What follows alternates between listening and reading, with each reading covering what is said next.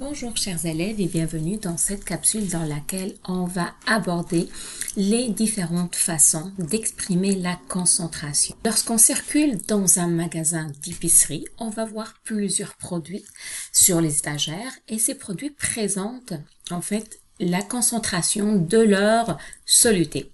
Toutefois, la concentration va être exprimée avec une autre façon, c'est-à-dire on ne voit pas des grammes par litre, mais on voit ici, dans l'exemple ici, on va voir que la concentration est exprimée en pourcentage.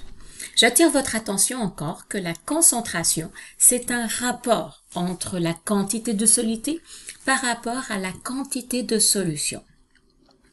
La concentration, de cette manière, je peux l'exprimer avec plusieurs unités. Grammes par litre, particules par million, ppm, ou mol par litre. Dans cette capsule, on va s'intéresser plus à les pourcentages. Lorsque j'évoque le terme pourcentage, ça veut dire quoi? Ça veut dire que, encore là, il va y avoir un son qui apparaît. Donc, la concentration en pourcentage, encore, c'est un rapport entre la quantité de soluté, mais toutefois, par rapport à quoi? Par rapport à 100 unités ou 100 particules de solution. Donc, par exemple, lorsque je dis que j'ai une concentration de 1%, ça veut dire quoi?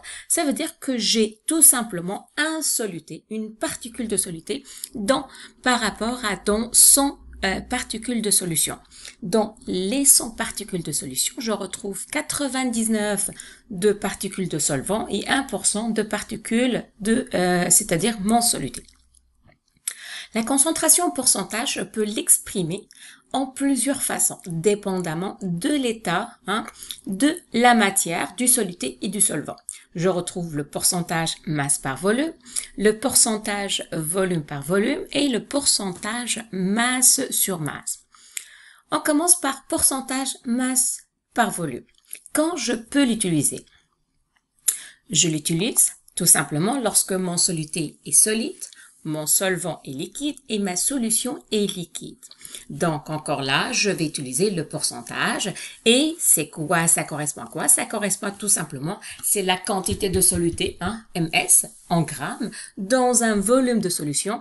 Et pour faire apparaître mon pourcentage, il faut que mon volume de solution soit 100 ml. La formule qui va être utilisée est la suivante. C est égal la masse du soluté dans 100 ml. Je tiens quand même à rappeler que la masse du soluté est toujours en grammes et le volume de la solution 100 ml. Un exemple de la vie de tous les jours, le lait à 2%. Ça veut dire quoi le lait à 2%? J'attire votre attention, regardez ces 2% de matière grasse. Ça veut dire que dans mon lait, j'ai 2 grammes de matière grasse, du gras, qui représente mon soluté, dans 100 ml du lait. Deuxième type de concentration en pourcentage, c'est volume par volume. Lorsque mon soluté est liquide, mon solvant est liquide et ma solution est liquide. À ce moment, la concentration va correspondre à cette fois-ci à la quantité de soluté, mais c'est cette fois-ci en millilitres dans un volume de solution de 100 millilitres. La formule que je vais utiliser est la suivante. La concentration est égale le volume du soluté par rapport à 100 millilitres. Encore là, c'est le même principe. Le volume de soluté doit être en millilitres et le volume de la solution en millilitres. Un exemple, par exemple, lorsque j'achète de l'alcool à 70%. Ça veut dire quoi? Ça veut dire que j'en ai 70 millilitres d'alcool dans un 100 millilitres de solution. Troisième type de pourcentage que je peux utiliser, c'est le pourcentage masse sur masse. Ça, je vais l'utiliser quand? Quand mon soluté est solide, mon solvant est solide et ma solution est solide. Encore là, c'est un pourcentage, c'est une concentration. Donc, c'est la quantité de soluté en grammes par rapport à 100 grammes de solution. La formule, elle va être la suivante. Donc, c'est la masse du soluté sur la masse de la solution. La masse du soluté va être toujours en grammes et la masse de solution, ça va être encore en grammes, mais c'est 100 grammes. Un exemple, généralement, la concentration en pourcentage, je vais utiliser ça avec le yogourt grec, hein. Donc, on va le retrouver combien ça contient de protéines dans mon yogourt ou aussi dans plusieurs médicaments, hein. Par exemple, si je prends le cortisone ou l'hydrocortisone, je retrouve ce qui est marqué, c'est 1%, hein.